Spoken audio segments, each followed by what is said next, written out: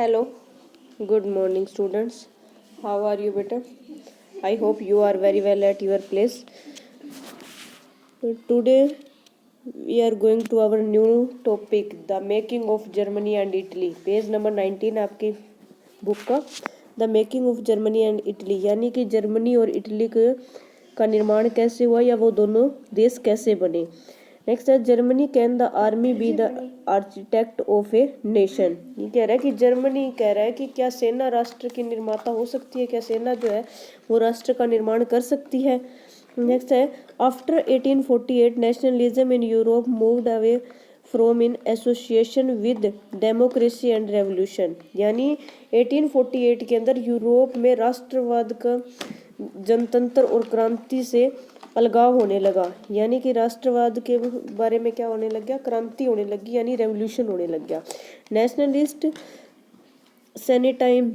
Times were often mobilised by conservatives for promoting state power and achieving political domination over Europe, यानी कि इसका मतलब क्या हुआ कि राज्य की सत्ता जो है पहले से ज़्यादा बढ़ने लगी और पूरे यूरोप के अंदर क्या हो गया, एक तरीके से नेशनलिज्म फैलना शुरू हो गया। नेशनल मतलब राजनीति अंतर्राष्ट्रवादी भावनाओं का जो है ज़्यादा से ज़्यादा इस्तेमाल किया जाने लग गया। नेक्स्ट आगे क्या है कि 1 to 1 अगर हम इस तरीके से रीड करते जाएंगे तो हमारे को टाइम ज़्यादा लगेगा, साथ साथ मैं हिंदी बोलती जाती हूँ सीधा सीधा। अब यहाँ से करते हैं this can be observed in the process. तो इसका मतलब क्या है कि इस प्रक्रिया में देखा गया कि जिससे जर्मनी और इटली जो है एक साथ इकट्ठे हो गए और राष्ट्र राज्य बनने लगे। नेशन स्टेट्स का मतलब क्या है, राष्ट्र राज्य बनने लगे। As you have seen nationalist feeling were विप्रेस्ड मिडिल क्लास जर्मन्स वगैरह। तो इसमें क्या है कि जर्मनी और इटली एकत्रित होकर राष्ट्र राज्य बनने लगे और जैसा मतलब पहले से पता है कि राष्ट्रवादी जो भावनाएं होती है वो क्या होती है, मिडिल क्लास की होती है। जर्मन लोगों में काफ़ी मतलब मात्रा में थी ये चीज़ें, जो है काफ़ी मात्रा में थी जर्मन के लोगों में, मिडिल क्लास से रिलेटेड। फिर क्या कह रहा है, who in 1848 tried to unite the different region of German and. तो इसमें क्या है 1948 में क्या है कि जर्मन जो है महासंघ के विभिन्न इलाकों को जोड़कर एक निर्वाचित मतलब संसद और एक शासित राष्ट्र बनाना चाहता था। उसका प्रयास कर रहा था कि एक शासित राष्ट्र जो है वो हमारे पास बन जाए। मगर क्या होता है, this liberalism initiative to national building was however rest. इसका आगे क्या कहा गया है, आगे आप अपने आप पढ़ लिया करो भाई इसका, क्योंकि टाइम ज़्यादा लगता है इसके अंदर। तो इसका मतलब क्या है कि निर्वाचित जो राष्ट्र से वो प्रयास कर रहे थे, मगर राष्ट्र का निर्माण यह उदारवादी पहल थी किसी भी राजा के लिए और फौज की ताकत में मिलकर दबा दी गई। और इनकी प्रजा के बड़े जो है भूस्वामी यानी कि जंकर्स लोग जो थे, ये कॉल्ड जंकर, जो लैंड ओनर्स होते हैं, जिनके पास भूमि होती है, जिनकी अपनी ज़मीन जायदाद होती है, उनके भी समर्थन किया जाने लगा। और इसके बाद में क्या हुआ, ये देखो वो प्रुशिया के बारे में क्या है ना, फ्रॉम देन इसके पश्चात क्या हुआ कि राष्ट्र का जो एकीकरण है, एकीकरण का मतलब क्या है, उनकी जो लीडरशिप है और उनका मूवमेंट है, यूनिफिकेशन है, तो वो क्या कर दिया गया, का समर्थन किया गया। और उसके बाद में क्या है, एकीकरण के जो रेवोल्यूशन में का नेतृत्व संभाल लिया गया और इसका प्रमुख मंत्री ऑटो वॉन बिस्मार्क को बना दिया गया। ये देखो यहाँ पर दे रखा है ना, ऑटो मार्क बिस्मार्क, इसको बना दिया गया। और इसका मतलब इसे जैसे उसका जनक माना गया, जिससे प्रजा की सेना और नौकरशाही की मदद हो सके, यानी लोग जो प्रुशिया की जो आर्मी है, वो सेना है उसका, और जो वो यहाँ की क्या है, जो मतलब काम करने वाले नौकरशाही लोग हैं, उनकी मदद हो सके, इसके बारे में बोला गया था। इसके बाद में क्या है, there was over 7 year with Austria Denmark and France, यानी 7 साल के बाद इसका क्या हुआ था कि 7 वर्ष के दौरान, यानी जो 7 सालों तक ऑस्ट्रिया, डेनमार्क और फ्रांस, ये 3 क्या थे, युद्ध में प्रशा को जीत हुई, यानी इन दोनों की युद्ध के अंदर क्या हुई, जीत हुई। जहाँ पर भी वार हुआ इन्होंने हमेशा अपने आप को विक्ट्री साबित किया। इसके बाद में क्या हुआ कि एकीकरण की प्रक्रिया हो गई, यानी प्रोसेस ऑफ यूनिफिकेशन एकीकरण हो गई। एंड आगे क्या है, जनवरी 1871 द पर्शियन किंग, जो प्रशिया का जो किंग था जिसका नाम क्या है विलियम, विलियम लिखो यहाँ पे लिखा हुआ ना, Persian king William I was proclaimed German emperor in a ceremony held at Versailles, जिसका नाम था वर्साए। यानी कि 1871 में क्या वर्साए में हुए एक समारोह के अंदर एक ऑर्गेनाइजेशन के अंदर, जिसके अंदर क्या हुआ था, एक फंक्शन हो रहा था और उसमें पर्सा के राजा विलियम जो थे वो पहली जर्मनी का सम्राट घोषित किया गया था, फर्स्ट जर्मनी का सम्राट किया गया था उसको। ऑन वाली बिट्रल, आगे क्या कह रहा है, on the bitterly cold morning of 18 जनवरी 1871, यानी कि 18 जनवरी 1871 की सुबह बेहद ठंड थी और जर्मन राज्यों के राजकुमार, सेना के प्रतिनिधियों और प्रमुख मंत्री जो थे वो ओटो वॉन बिस्मार्क समेत प्रजा में के महत्वपूर्ण मंत्रियों की एक बैठक वर्साए के महल के बेहद ठंडे शीश महल में हुई थी। ये सारे के सारे यहाँ पे लिखा गया 18 जनवरी, ये डेट जरूर याद रख लेना भी, हिस्ट्री के अंदर डेट मेन होती है। तो इसके बारे में क्या कहा गया, 1871 में के अंदर एक असेंबली ऑर्गेनाइज की गई और वो असेंबली कहाँ थी, जर्मन जो वायसराय थे ना, मंत्री थे Otto von Bismarck, Otto von Bismarck, उसके हॉल के अंदर mirror hall place of Versailles to proclaim emperor headed in येरी, यहाँ पर हो गई थी, उसकी बैठक हुई थी। ठीक है जी। इसके अंदर और क्या हुआ था, the national building process in Germany had, यानी कि जो जर्मनी के जो राष्ट्र थे की निर्माण प्रक्रिया में पर्सा राज्य की शक्ति के प्रभुत्व को दर्शाता था। यानी कि ये national building process in Germany had, यानी कि जर्मनी का जो निर्माण हो रहा था, जर्मनी जो बनाई जा रही थी उसको क्या दिखाता था, शो ऑफ करता था इसको ज़्यादा। The new state placed a strong emphasis on, ठीक है।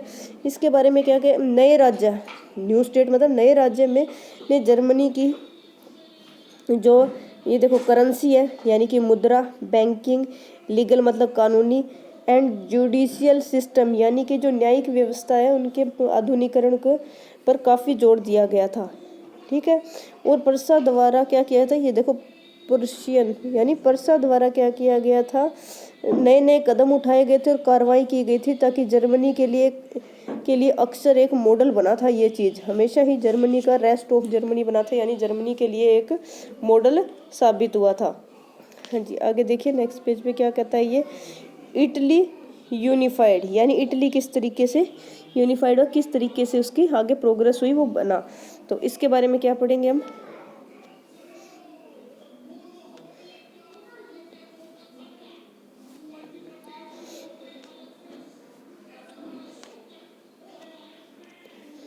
जर्मनी की तरह इटली में भी राजनीतिक विखंडन का एक लंबा इतिहास था। यानी जैसे पीछे हमने क्या पढ़ा है, सारा का सारा जर्मनी के बारे में पढ़ा, अब इटली के बारे में पढ़े। तो इटली भी क्या था, जर्मनी की तरह ही मिलता जुलता सा, वहाँ पे पॉलिटिकल फ्रेगमेंटेशन थी ज़्यादा से ज़्यादा। अच्छा, जो Italian were scattered over several dynastic states as well as the multinational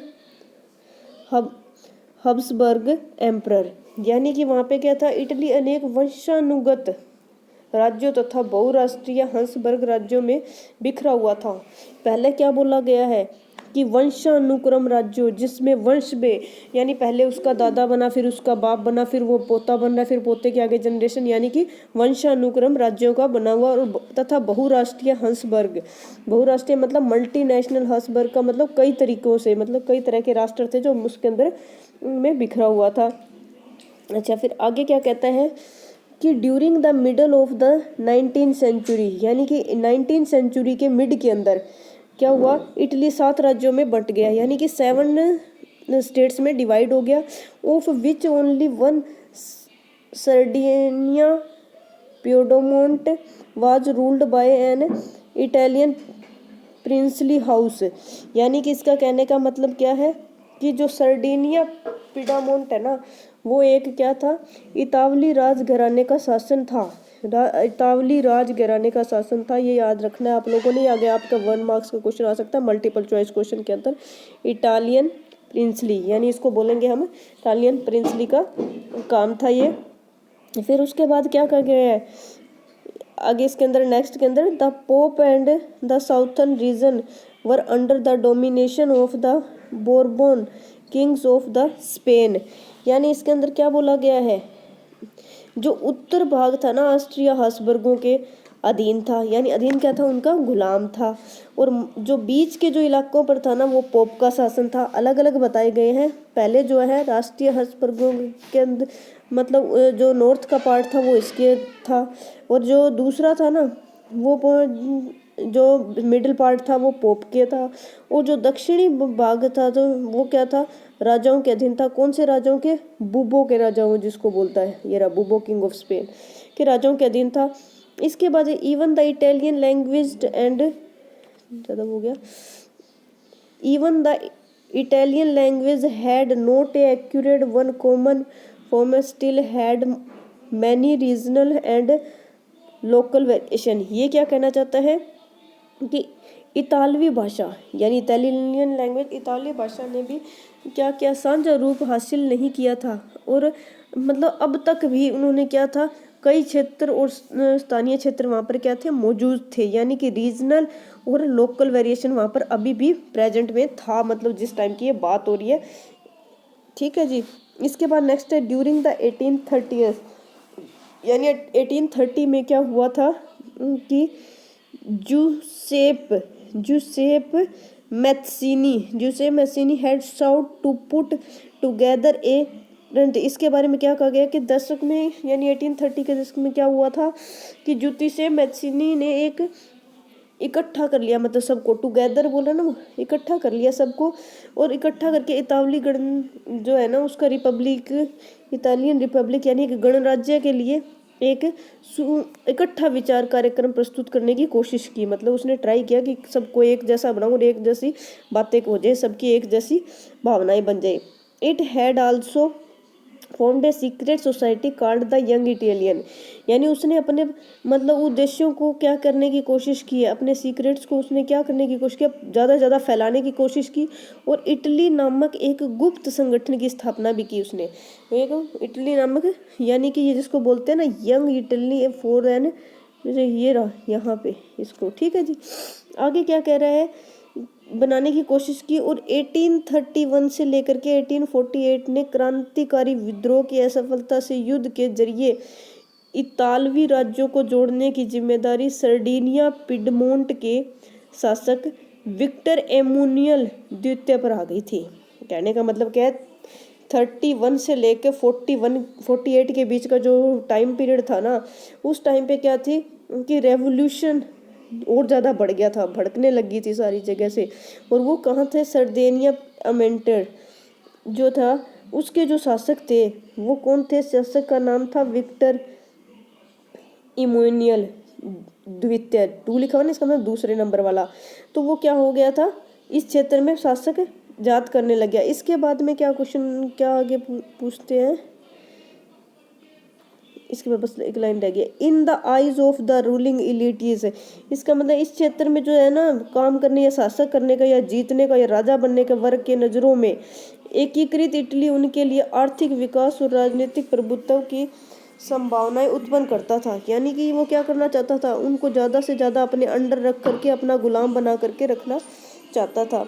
इसके बाद में क्या है, Italian offered them the possibility of economic development and political dominancy. Economic का मतलब क्या होता है, आर्थिक रूप से उन लोगों को क्या करना चाहता था, अपने अंडर रखना चाहता था। और क्या शिक्षित राज्यों की तरह उनको क्या है, इतालवी भाषा में से कई बेहतर फ्रेंच बोलता था। यानी ये बात आपको आगे भी समझने के लिए मिलेगी। ये देखिए यहाँ पर पे आर्थिक विकास और राजनीतिक प्रभुत्व की संभावनाएं उत्पन्न करता था। ये चीज़ें, राजनीतिक पॉसिबिलिटी ऑफ इकोनॉमिक, आर्थिक विकास की, एंड पॉलिटिकल डोमिनेट की, मतलब जो उसकी पॉलिटिकल बातें थी, राजनीतिक प्रभुत्व की संभावनाएं उत्पन्न ज़्यादा से ज़्यादा करने लग गया था। और इसके बारे में आगे देखिए, चीफ मिनिस्टर, कहाँ तक हो गया, चीफ मिनिस्टर वाली की बात कर रहा है, तो इसके बारे में क्या आ गया, इसका चीफ मिनिस्टर किसे बनाया गया है। द चीफ मिनिस्टर केवल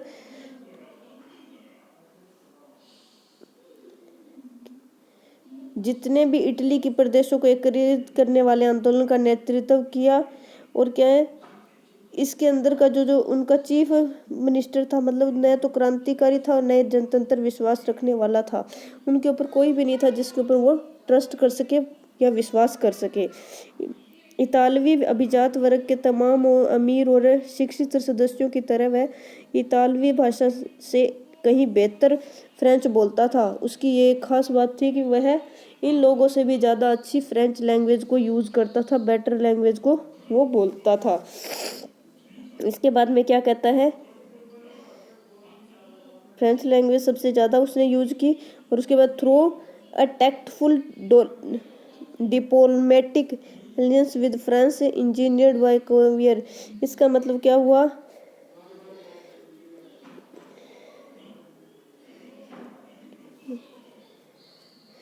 नए तो क्रांतिकारी था, नए जनतंत्र में विश्वास रखने वाला था, इतावली अभिजात वर्ग में तमाम और शिक्षित सदस्यों की तरह वह इतावली भाषा से कहीं बेहतर फ्रेंच बोलता था। और फ्रांस से सार्डिनिया पिडमोंट की एक चतुर कूटनीति संधि जिसके पीछे कावूर का हाथ था, ये आ गया ना, engineered by Cavour Sardinia Piedmont succeed in the defeating in the Australia force in 1859। इसका हाथ था ना, वो एक चतुर था। तो इसके बाद में कैसिडिया पिडमेंट 1859 में ऑस्ट्रेलिया बलों को हरा पाने में काफ़ी हद तक कामयाब हो गया था। इसके बाद में क्या है कि जो नियमित सैनिकों के अलावा जेसुप बेरोलोडी के नेतृत्व में भारी संख्या में सशस्त्र स्वयंसेवकों ने इस युद्ध में हिस्सा भी ले लिया। मतलब ज़्यादा से ज़्यादा सेवकों ने क्या कर लिया, हिस्सा भी ले लिया। और 1860 के अंदर क्या हो गया, वे दक्षिण इटली और 2 सिसिलियों के राजा ने आपस में प्रवेश कर लिया। और स्पेनिश शासक जो थे उनको हटाने के लिए जो प्लीजेंट यानी कि किसान थे उनका समर्थन पाने में सफल हो गए। उनको अपनी तरफ खींचने के अंदर, वो लोकल प्लीजेंट को अपनी तरफ खींचने में शामिल हो गए। इसके बाद क्या 1861 के अंदर क्या होता है, एमुनुअल द्वितीय को एक एकीकृत इटली का राजा घोषित कर दिया गया। मगर इटली के अधिकांश निवासी, जिसमें निरक्षरता की दर काफ़ी ऊंची थी और उदारवादी राष्ट्रवादी विचारधारा के अनजान थे। लेकिन इटली में जिन आम किताबों ने गैरीबोल्डी, ठीक है जी, गैरीबोल्डी को समर्थन दिया था, उन्होंने इटालियन के बारे में कभी सुना भी नहीं था। वे मानते थे कि ला टालिया विक्टर इमेंजोला की पत्नी थी। ठीक है जी, इसके बारे में इतना पढ़ा है, बाकी हम नेक्स्ट वीडियो के अंदर पढ़ेंगे बेटा।